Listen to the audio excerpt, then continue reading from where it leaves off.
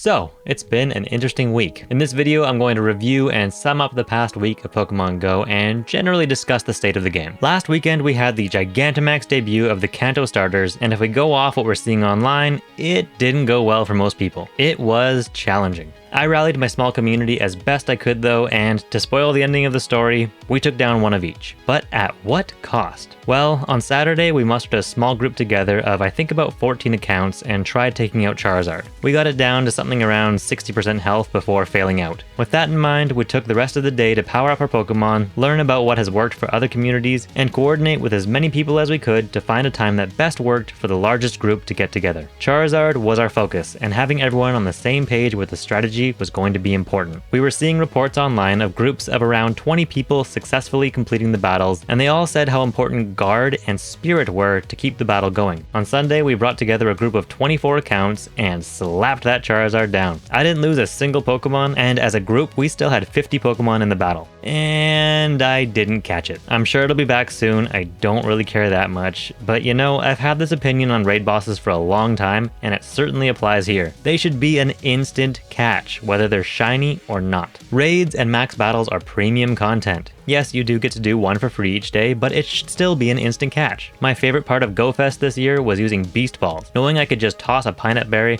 throw the ball, and move on with the next thing was amazing. It made it so much more fun, not just standing there all the time throwing ball after ball after ball. It meant I was able to do more raids, which meant more money for Niantic. All raids should be a guaranteed catch. At the very least, you should get unlimited Premier Balls. Waste my time, fine. Make me throw a ton of balls, but don't take my money and leave me without the Pokemon. Anyway, with our newfound confidence and with most of us having a Gmax Charizard, we went after Venusaur. I was not ready with a team for that though, and we lost the first attempt because I wasn't the only one unprepared. I thought we'd just be focusing on Charizard and call it a day. So we all took a few minutes to power up, and on the second attempt, it went down. I didn't record that battle, but I did record the catch, which I was actually successful at. Finally, it was time for Blastoise. This one was the hardest. I powered up my new Gmax Venusaur, and it was taken out quickly. Thanks a lot, buddy. My Metagross didn't fare much better, but my Rillaboom, absolute hero. Guard and Spirit were the only reasons we pulled it off. I had a lot of candy for Rillaboom because for whatever reason I was just going crazy for Grookey, catching all of them in the wild with Pineapps, trading them away, and prioritizing them in DMAX battles. So my Rillaboom was decently built, but nowhere near maxed, other than attack, which it only used once. Anyway, we beat Blastoise with 5 Pokemon remaining, 3 of which were in my group. It was about as epic as tapping a phone screen can get. After that, a few of us did a nearby Giratina Raid and finished it without even needing to look at our phones. That's a bit of a different system. After that Giratina Raid, I hit Platinum for the Raid Expert medal, which was the last medal I needed to go up to level 47, which meant it was finally time to power up 3 Pokemon to level 50. These are my first 3 level 50 Pokemon. I chose 3 hundos, 2 of which are lucky, 1 of which is shiny, and up they went. Primarina I got from Special Research during the Poplio Community Day in August. Necrozma I lucky traded about a week after Go Fest, and this Primeape, which I'll evolve during the Mankey Com Day next week, was just a random trade back in February. Level 48 is basically just time gated, so I have 7 weeks to stay at level 47, or longer if I don't get the XP, which I've already made a dent in thanks to a bunch of recent best friends. So anyway, here are my takeaways from the Gigantamax debut. And I know they've already reduced the difficulty for Gengar, and I'll get to that. But for now, I'll just focus on what took place over last weekend. And I want to be clear up front. I am not here to defend Niantic. I had fun last weekend, but it's because of the people in my community, not because of Pokemon Go. Go was just the medium. It was the tool of play. Okay, first of all, without multi-account users, my community could not have done it. For Blastoise, we just scraped by with 23 accounts across fewer than 18 people. Multi-account players should not be considered cheaters, and I think they should remove that policy from the terms of service. Some of these players spend money on both of their accounts, and using more than one is just a way to take their gameplay to the next level in a game they enjoy. These are the most dedicated, pro-level players around, and they are forced to play in the shadows for fear of being banned. Not that I've ever heard of anyone being banned for playing on multiple accounts, but still. Next, spending in-game resources is necessary, and I think that's fine. Indefinitely hoarding Stardust and candy doesn't make sense. It's part of the gameplay loop. Catch, earn, spend, catch. But yes, it was a heavy investment. I spent 1 million Stardust to get all 3 battles done that day, and I know some people dropped a lot of rare candy into Pokemon you normally wouldn't consider for rare candy. Fortunately, I don't power up anything unless I need to, and this was finally the moment. So I had the Stardust available, and I'm glad to have something to put it into that actually affects gameplay. I think a lot of people power stuff up for aesthetic reasons, or a feeling of accomplishment, or for PvP, which admittedly I don't do much. But my regular raid teams have been built for a while now with mostly level 30 to 35 Pokemon, and I've been able to do every raid I've ever tried with 3 other trainers who all play way less than me, and have worse Pokemon than me. I basically supply their accounts by trading them high-level wild Pokemon, and they use under-leveled legendaries caught from raids to fill in the rest. Point being, anyone who plays this game patiently is rewarded by having the flexibility to power up when necessary. Okay, next point. The sense I'm getting online is, it seems like maybe a lot of Pokemon Go players aren't used to video games. Some people do get it, but people who just play Go and don't have much experience with gaming in general, especially games like MMOs, aren't really familiar with the strategy and investment required, and the importance of communicating and coordinating with your raid group. This was super fun for me. I'm a giant nerd who loves cooperative gameplay, and I like to figure out and learn to master the mechanics of a game, especially when there's a social or teamwork aspect to it. But I can understand how that feels out of line with much of what Pokemon Go has been about so far, which is quite a casual experience for a lot of people, and often a solo experience. It's one thing to play an online MMO where you can group up with 40 players around the world anonymously, and another thing to get a large group together in person. That said, watching some videos put out by prominent long-term Pokemon Go content creators, I was surprised to see how unprepared and even unwilling to engage with the system some people were. They really expected to be able to go in with unevolved, unleveled Pokemon and rely on the sheer quantity of players local to where they live. And then, despite having some of the best accounts around, with a ton of candy for everything and in some cases a ridiculous amount of Stardust, they were still annoyed that they needed to build teams for this new content. They certainly don't need more level 50 raid attackers. They haven't needed to power anything up in years. They complained about not being able to use the Pokemon they've invested in already, and I get that to a point, but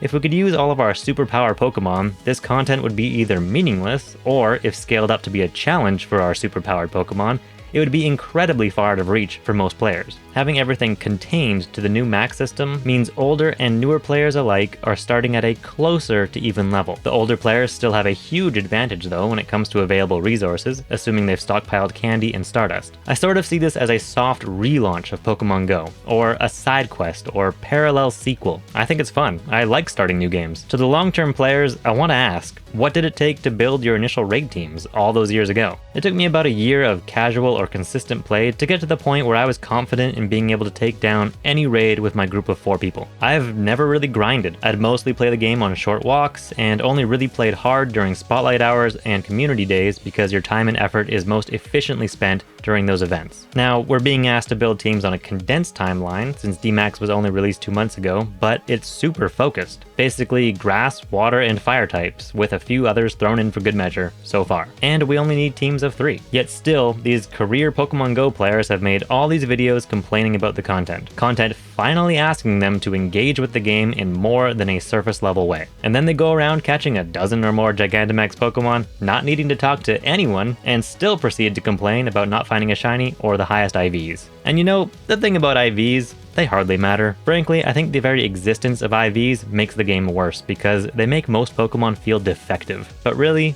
powering up a 2-star Pokemon is fine. They work just fine. And in the long term, you can replace them later for the sake of min-maxing. It's not a game we ever beat, so there's no need to rush to the end. It's okay to not get your shiny hundo on the first day it's released, even if you're a YouTuber. Anyway, I think some people have just lost perspective. But then there are many of you I know that have no chance to complete these Gmax raids. If you don't have a large, strong, in-person community, this content is just not made for you. A lot of games have single-player components and multiplayer components, and not everyone is going to do both. You might love playing Call of Duty's single-player campaign, but maybe you don't dare jump into a match of Warzone. Pokemon Go is a game designed to be played while moving through the world. The single-player content is obvious. It's there all the time. The multiplayer content has varying degrees of required participants. The current raid system, at least with Mega and 5-star raids, is sort of stuck in between. It probably would have stayed as purely in-person multiplayer, at least for what can't be soloed even at that level, if not for a certain global event that ushered in the remote raid pass.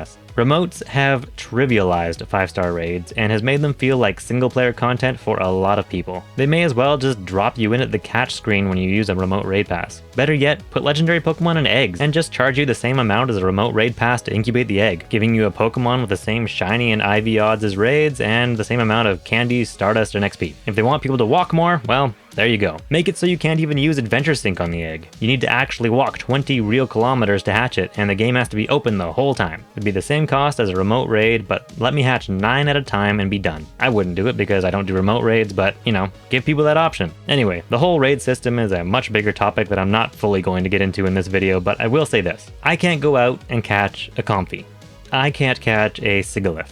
I need them traded to me by kind travelers from a distant land if I have any hope of completing my Pokedex. Gigantamax Pokemon are just Pokedex entries. That's all they are. What would be neat is if they were Pokemon exclusive to rural areas, which they could easily determine based on player density data. Maybe my legendary egg concept could be exclusive for those players, or something. But there are some advantages to living in low density areas. You can more easily control the gyms, and showcases have a lot less competition. Still, I think it's important for any live service forever game to have content that keeps players pushing towards mastery. Something to strive for that is truly endgame content. No, getting Shundos is not endgame content. It's RNG. It's just RNG. It's gambling. In Pokemon Go, endgame content is something that includes travel. It includes socializing, community, and moving through physical space. That's what the game was built on, and they're trying to push it further in that direction. Whether that's for location data collection purposes or some idealistic game design principle, it's clear what they want this game to be about. If you don't like it, there are a lot of other good games to play, including other Pokemon games. Or you could trade for Pokemon not available in your area, including Gigantamax Pokemon, since these are tradable. Actually, I like the idea of a remote trade pass, which would give people a chance to access certain Pokemon that are regional or are out of reach for other reasons like Gmax Pokemon, but if that existed, we'd probably see so many Pokemon on eBay. And I don't even know if that's a problem per se, but I just feel bad for people who feel like they need to pay money for a lump of polygons that will just be taken away from them when the game inevitably shuts down, which goes for all the paid stuff in this game, but anyway. Maybe if you could just use a remote trade pass with lucky friends or even just best friends, since that would mean people need to put in the time and effort to foster a long-term, long-distance relationship with their trade partner. But I digress, I'm going on so many tangents here. Let's finally talk about the issues I have with the max system because it has some serious pain points. The first mistake in my opinion was with 3-star max battles. It should not have been possible to solo a 3-star battle, and it should have required some use of max guard and max spirit so that players could get familiar with those systems. Going from soloable, button mashing content to content that requires 10 to 40 people using actual strategy just isn't good onboarding. It's bad game design. Luckily, YouTubers are here to make tutorials that Niantic should be making themselves. And if they didn't want to raise the difficulty of 3-star battles, we should have at least had some 4 or 5-star battles in there that required 2 to 4 players using strategy to complete. The next mistake was releasing 3 Gmax Pokemon at once. People couldn't focus their resources properly. If they had just put out Gmax Venusaur, for example, everyone would power up a Charizard, Cinderace, and or Metagross, and it would have eliminated a lot of wasted effort. Then, next month, or even next week, bring out the next one. There could have been one a week leading up to the Wild Area event. Okay, now let's talk about max particles and monetization. This is a free-to-play game. Almost everything in the game is attainable for free, if you're patient, if you're consistent. The game maker profits off a player's impatience and inconsistencies. Now, I do spend some money on this game. Not a lot, but it's entertainment, and sometimes I need to condense my fun into a shorter time frame, and often that's what the game lets you pay for. Max particles, being required to participate in battles, and being required to level up Pokemon max moves, is a brilliant system for capitalizing on player ignorance, FOMO, and impatience. And I wouldn't be surprised if Niantic suspected we'd all be reluctant to use particles and candy to power up our Pokemon max moves for the past couple months, resulting in us suddenly needing to do it all in one weekend if we didn't want to miss out on these Gmax Pokemon.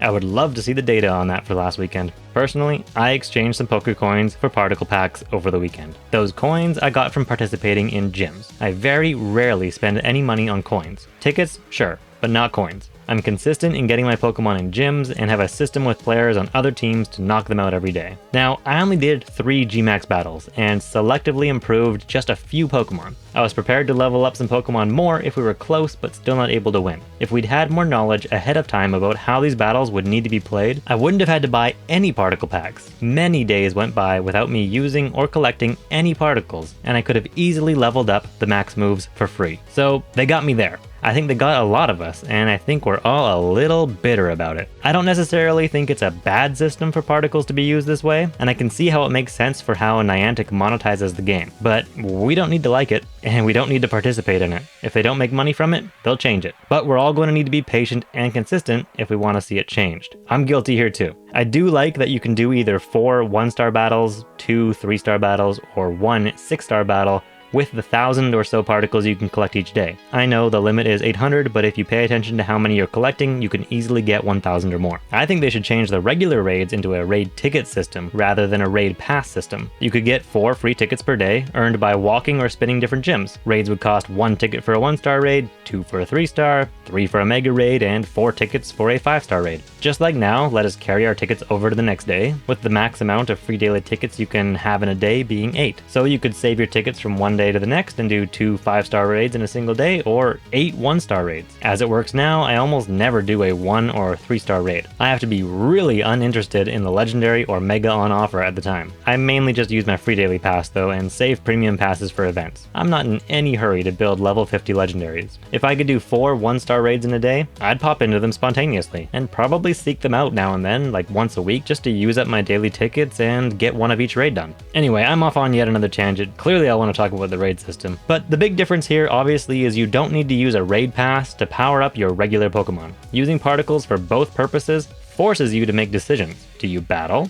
or do you power up? I think as long as they limit Gigantamax to short-term events, like this past weekend, it could work out. You could do a 1 or 3-star battle and power something up a little on the same day, every day, for free. And if you're consistent, you'll be prepared for the next Gmax battle. But if they put out new Gmax Pokemon too often, people are going to get annoyed and communities will start breaking apart. There's a reason why everyone comes out for a Primal Kyogre raid day, but you don't see them around at all when Kyogre is in raids all week. Condensed, semi-regular time frames allow a community to come together, then separate and take a breath. And I think I've talked enough about that. I haven't yet done any Gmax Gengar. I'm heading out to meet up with the community to try out one of those tomorrow night, as tonight is Thursday when I'm recording this. But I've been seeing online that it does seem to be a bit easier thanks to some of the changes Niantic has made. The rest of my week has been pretty quiet. I've made a point to collect and use my max particles every day to get some Pokemon better prepared for Gengar, and most of my time thinking about the game has actually gone towards talking to and planning with the local community to figure out when best to meet up. I found a shiny Zorua, which was cool. I was catching all the Zorua I saw because I'm using the XXL trick to bump up those jumbo numbers, and I randomly got a shiny Pikachu wearing a hat from field research during the Spotlight Hour, which I only managed to play for the last 20 minutes in complete darkness. Spotlight and raid hours, I really wish they happened at a different time. I know there's already a lot going on over the weekend with events and all that, so I get why they're not midday over the weekend, but for half the year, these hours are just in total darkness. At least where I live.